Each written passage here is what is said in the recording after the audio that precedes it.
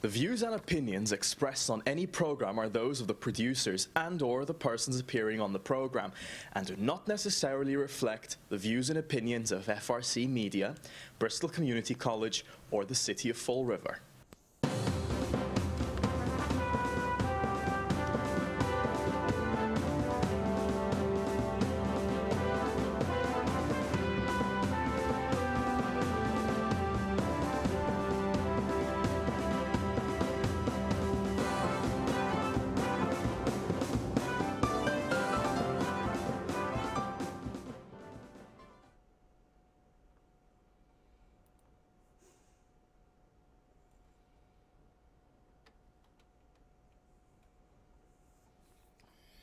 Hello, welcome to Spindle City Straight Talk. I'm Chip.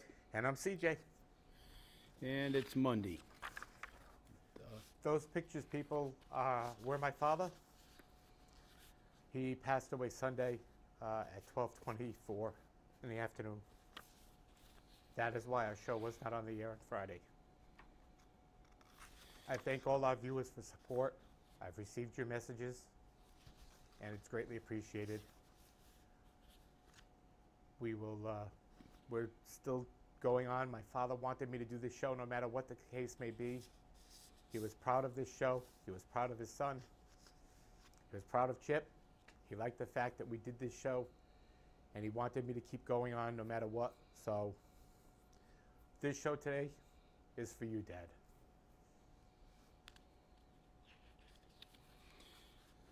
Well, CJ, obviously you have the condolences of the entire community, and of course, my condolences on the loss. I know it's been a very difficult time for you, and you know, we're here to support you. And I think the best thing we can do is follow your father's wishes, and let's get this show going. Definitely. And you know, it amazes me how these people in Fall River just cannot see beyond the nose on their face. There are so many more important things to worry about. And when things like this King Philip Mill project comes up, they're all screaming, oh, this is safety, this is safety, this is safety. Well, you know what? Yeah, don't get me wrong, I know it's about safety. But you know what? How come it wasn't about safety when the city was asking for $100,000 to do a chimney study? Yeah, and I mean, look, look, this is ridiculous. Again, this is a situation where the city never does anything right. It doesn't dot the I's and cross the T's. They just enter into contracts without doing due diligence. They enter into everything without doing. They only have one bidder on the property. Public safety, my foot. They put a fence around the place for public safety that didn't have a gate. You could walk into that property basically unfettered with a fence around it, because the fence wasn't a secure fence. They put a temporary fence around it. It's been there for a year and a half during this entire administration. Now all of a sudden, when there's a problem because they did not follow city ordinance, now we're going to have an opinion fashioned by Joe Macy, Corporation Counsel, an opinion on the issue. Let me guess what his opinion is going to be. The mayor's right. They don't have to redo the application process and have the 6-month period when they change ownership. Well, you know, it's just like when he just issued a cease and desist order. I hate to tell you this, but you can't do that. You're not a judge anymore, by the way. You can tell them you don't believe they should do that, but you're not issuing or you're not ordering people around anymore. You're not on the bench. You're a corporation counsel, and what you say is an opinion. And your opinion is just like everybody else's anal sphincter. It's the same. Doesn't have any more weight. It's going to take a real judge to rule on this if it gets to court.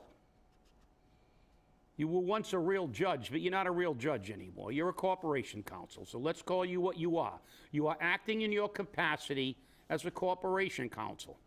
If you want to be a judge again, go reapply and get your robes. Because, you know, this whole thing is, again, another situation of we rush into everything like we did with the trash contract and sign a 10-year contract to lock us in that may cost us millions of dollars after the first portion of that contract with all the fees and attachments to that. Not a good contract by most people.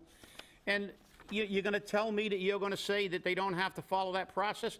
Suppose the new owners completely changed what's going to be in that occupancy. Suppose that plan of the new owner doesn't fit within the variance requirements of that building. You're going to tell me you pull a permit? It's like somebody pulled a permit to work on a house, then they sell the house, then 2 years later that person starts work on that house to completely reconfigure the house, and the building department can't go down there and say, hey, you didn't pull a permit for this work. Well, it was a permit pulled 2 years ago by the previous owner, by the previous investors. It doesn't work like that for the rest of the people. Does it only work that way for people who make deals through the mayor's office? But, you know, this is the biggest problem here. Mr. DeRosas, who is the principal for Paramount Development Corp.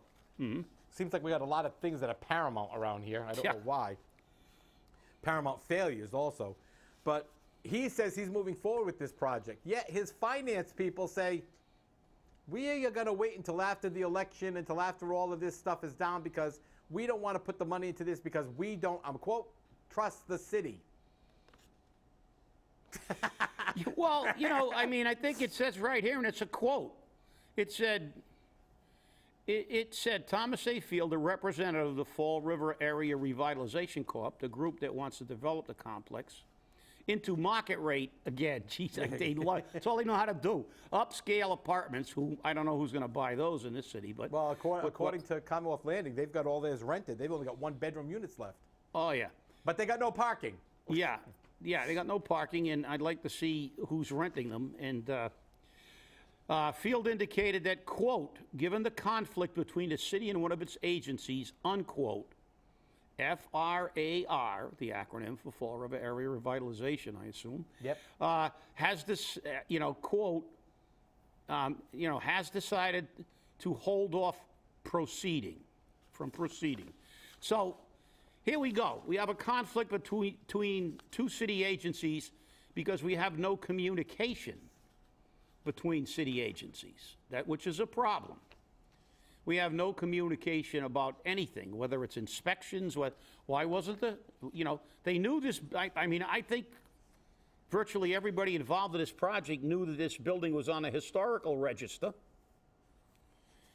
It was on the list, but then nobody thought to check with the Historical Commission. So now they turned it into it's public safety. Well, it wasn't public safety for the year when people in the South End wanted to burn the place down because it was such a hazard, and they were irate. But now our Representative Alan Sylvia, who, by the way, has now, I heard, said he's in favor of the sales tax holiday, which he wasn't in favor of when it actually when he voted on it. Well, but now that they're in recess, he says, but we're in recess. Right. Come on, Alan. You got the Cop Out of the Year award. Come on. Give me a break. I know. If that isn't the biggest political cop-out I've ever heard in my life. Oh, by the way, I've been exposed as somebody who doesn't care about the taxpayer, and I said, the hell with your peddly little tax break, even though every business in the state says this brings in tremendous revenue, and they bring in, revenue, therefore they can pay more taxes. It's like, it's crazy. Quote you. I will quote him. He said, I have not supported the state tax holiday in the past, but now I believe that the Commonwealth taxpayer needs a break. Sounds like, I wonder where he got that quote from. I think that came from this studio, if I'm not mistaken. Yeah, now we need a break after they got a $35 million pay raise for themselves. Yeah. Beautiful. Yeah, come on, Cop Out of the Year. Let's see you vote. Let's see you vote for that the next time it comes up. Yeah, the entire state legislature, they're all cowards. They don't even have the courage to go in there because they know they might not get elected Because guess what? They realize now that people are finally noticing things like this. They gave themselves a huge pay raise, and they're hoping they forget by the next election. So what did they do? Because now, if they actually went into session and voted for the tax holiday, people might say to them, why didn't you vote for it in the first place? But no, they can all pull an Alan Sylvia. Oh, I'm in favor of it now, don't worry about it. But by the way, I can't vote for it because we're in recess. Nice job, guys. I think everybody that's, you know, you may almost qualify as being unemployed. You spend so little time in the chambers. What are they off? From June to September? They've got the entire summer off. Well, you know, it's also interesting because Alan Sylvia has been a big player in this King Philip Mill project. And I'm going to start looking at his OCPF reports and see if any money's coming from Mr. DeRosa's or anyone else. But, you know, Kathy Ann Viveris admits that this project is going to have a lot of problems, and I'm going to quote her, like remediation for PCBs and other contaminants that are located on the property. Now, let's also remember, people, that this developer said, I don't want any TIFs. I don't want any tax incentives. I don't want any tax credits. Now, all of a sudden, he wants them all. So, again, it seems to be, you know, very congruent with this administration of lie, lie, lie, lie, lie. Liar, liar, pants on fire. But interestingly enough, you know, Mr. DeRosa wants to go forward with this project even though his finances don't want to. And then he's starting to blame them, saying, oh, well, I asked him how much money have you raised, and they said, don't worry about it. We've got plenty of it. If I'm the bank, I don't got to tell you how much money I have for you. If I'm telling you I'm going to finance your project, and I'm the bank, I'm going to finance you. Give me the numbers you need. If we're going to finance it, we're going to finance it. If it's not, we're going to say we're not doing it. So now he's calling his own finance people into question? What is so important about this project for this guy and this mayor? What is it? Because he thinks he's going to build a walking path around it for $70,000. We know that's not going to happen. Yo. And I spoke to a water expert who said, definitely not going to happen. He says, because all the contaminants are not in the water, because they keep saying the water's not contaminated. The water may not be contaminated, but the silt, the dirt, the mud, that's where all the heavy metals go. Everything goes down into the ground, so it's all there. So when you start digging up the ground for walking paths, you're going to be releasing PCBs, asbestos, and other carcinogens. That's cancer-causing agents. That's right. When you see the fish with 3 heads down there, you'll know. The Simpsons. 3 eyes. But you know, this is what happens. Now, they're saying that Tony Souza, who is the chairman of the Historic Commission, does not have the authority under the law to do what he did. But I'm going to quote you. I'm going to read you the law, because guess what? The law says he does have the authority. The law goes so far as to even dictate the authority for him in city ordinance. And under city ordinance, he is required to send them a letter within 7 days. 7 days to send back. I have it right here. Here we are. Got a copy.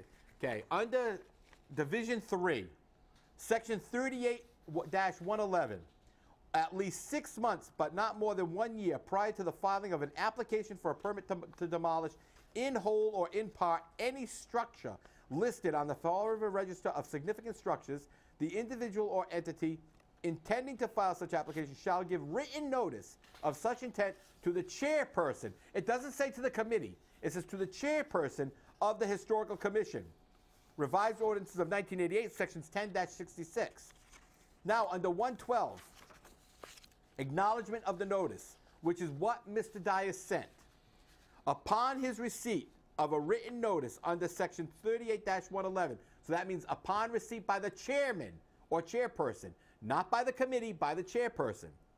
The chairperson of the Historical Commission shall prepare and sign a statement in writing to acknowledge receipt of such notice and specifying the date of such receipt. That's what he did. Yeah. B. And it says shall. There's no, this, for anybody who doesn't understand law and contract language, shall is, that means that there is absolutely no, there's no option there. It has to be done. This absolutely has to be done. Right, it's an absolute. It's an absolute. That's the strongest word you can put, you know, in anything, like a contract or a law. It shall be. There's no, you know, there's no latitude for anybody. Right. And it also very clearly says the chairperson. Right.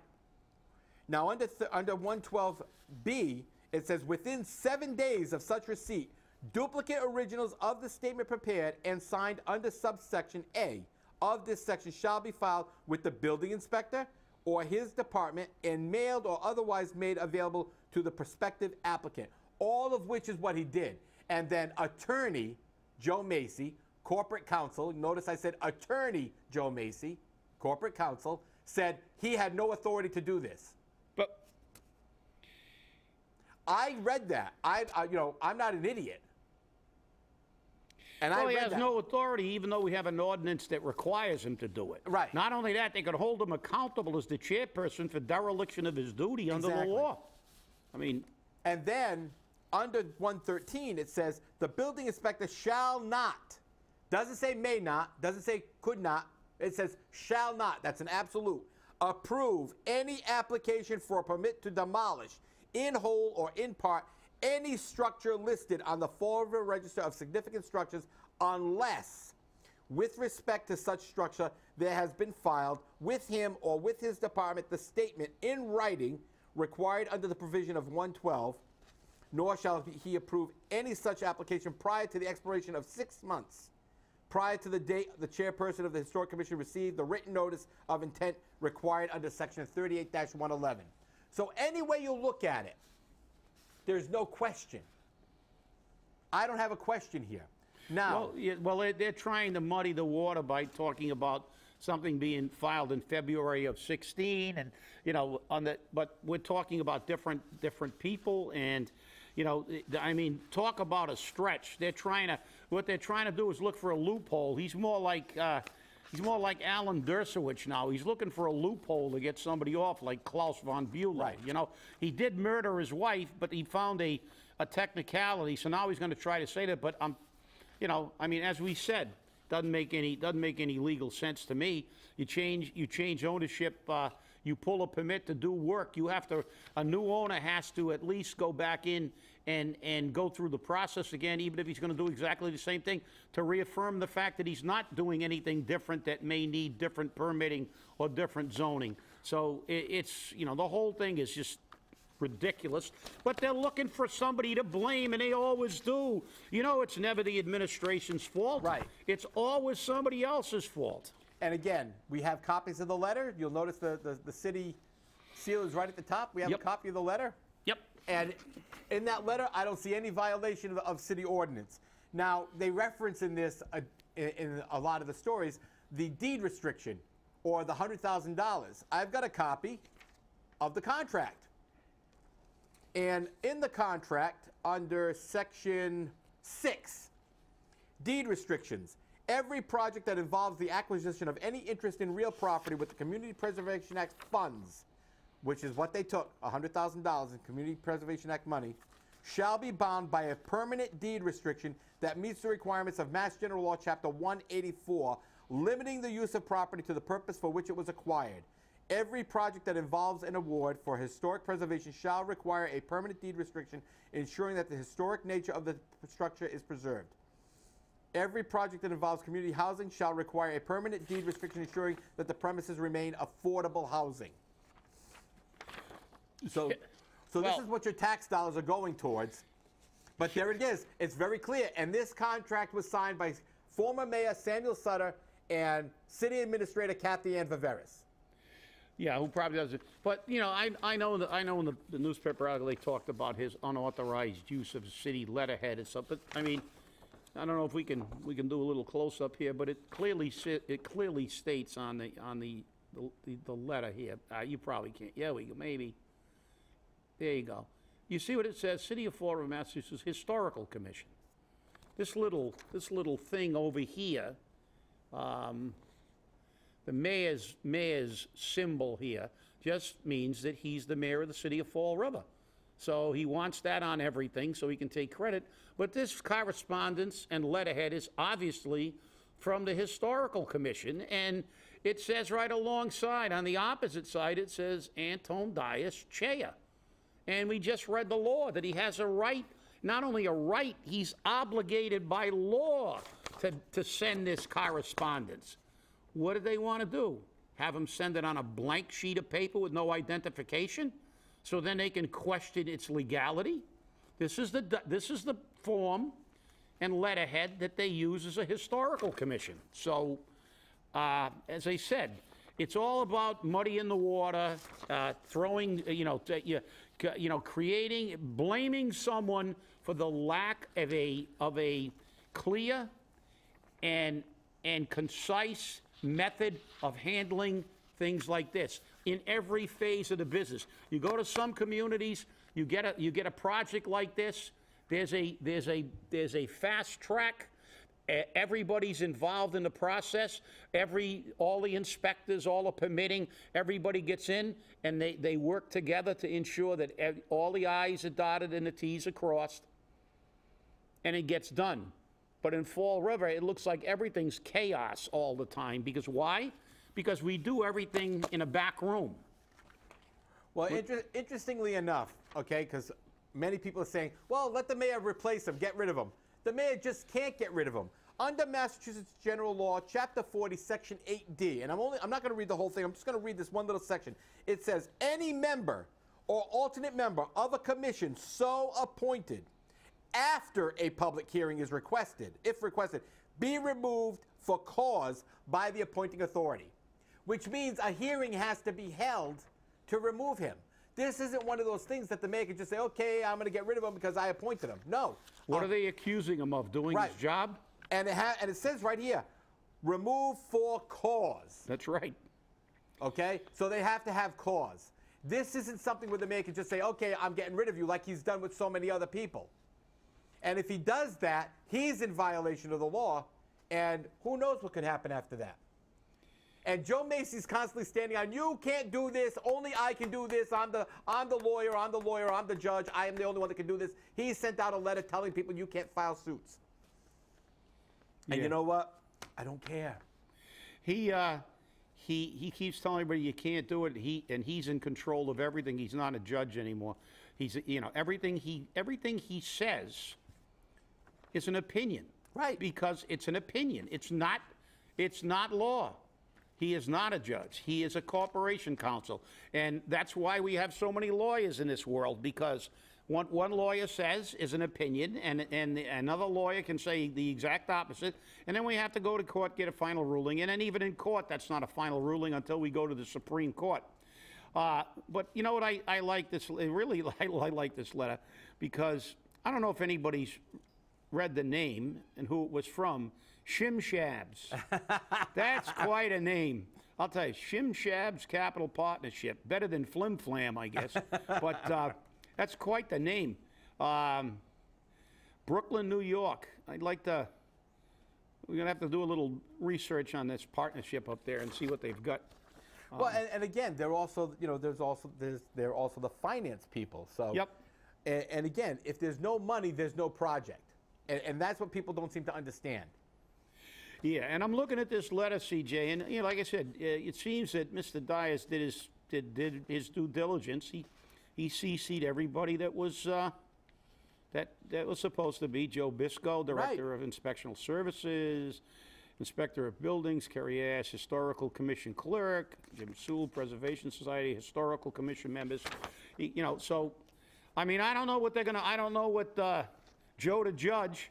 That could be a good TV show, huh? Maybe we can do it on maybe we should call him up, offer him a show here. We can have, they got Judge Judy, we can have Judge Joe. Yeah, there you go. So, but I don't know what they're going to charge him with. They're going to remove him for cause, and the cause is you did your job and we don't like it. You interfered with our plan. So that may be the new charge, doing your job. Yep, well, that seems to be the go-around. All we got to do is look at DCM. You do your job, you get demoted. So, so something I thought was interesting that happened last week, and we would have talked about this on Friday, but it's still an issue. 4 Registry of Motor Vehicle clerks were arrested for issuing licenses and ID cards to illegal aliens for cash. Isn't that wonderful? So we're going to give them a card which basically says they're citizens, without saying they're citizens. And the scheme involves several steps. First, it is alleged that Flacco, the document dealer, sold a Puerto Rican birth certificate and U.S. Social Security card to Brea, the document vendor, for approximately $900. Brea, in turn, sold the stolen identities for over $2,000 to clients seeking legitimate identities in Massachusetts. These clients included illegal aliens, individuals who were previously deported, and an individual who admitted to previously facing drug charges. I know we're running short of time, but I just got to, the taxpayers just got to see this article here. Thursday, August 3rd, based on the governor's tax holiday, and our amazing speaker. This is why I take real exception to believing that take umbrage. Umbrage is what no sesquipedalians today. No words that make us appear a little pedantic. But House Speaker DeLeo says the bill makes little sense in the face of lower than expected state revenues. He said, in a statement, DeLeo also said that there are already bills in the legislature looking at tax, but he said the state's fiscal picture does not allow for sales tax holiday. Well, I guess their lower expected state revenues was deducting the $35 million they gave themselves for pay raises, and as a matter of fact, DeLeo wasn't happy with the $35,000 stipends they were throwing around to other people. He said, "Look, I'm the speaker." So the Senate president and the speaker got together and said, "Why the heck should we take 35 like the peons?" And they elevated their stipends. He gets $70,000 as the speaker, and the Senate president gets $80,000 for a stipend. Of course, but the hell with the taxpayer. The hell with them. We don't care. The fiscal picture is so bad in Massachusetts that you can't have 2 lousy days, which, by the way, has the great effect of really, and every business in the Commonwealth has said, it really infuses a tremendous amount of money into their businesses. And in many businesses, it really puts them over the top to stay in business. So that little ancillary fact, we have to throw one in because you want to use umbrage, ancillary. Okay, that little ancillary thing doesn't affect, but their pay raise doesn't do anything except fatten their wallets. Right, and but they don't care. And so we've got a local vendor. You know them, I do. They're a local television shop, and they have said very clearly that this tax holiday is what they were really focusing on a lot because it increased their business and helped them stay afloat throughout the year.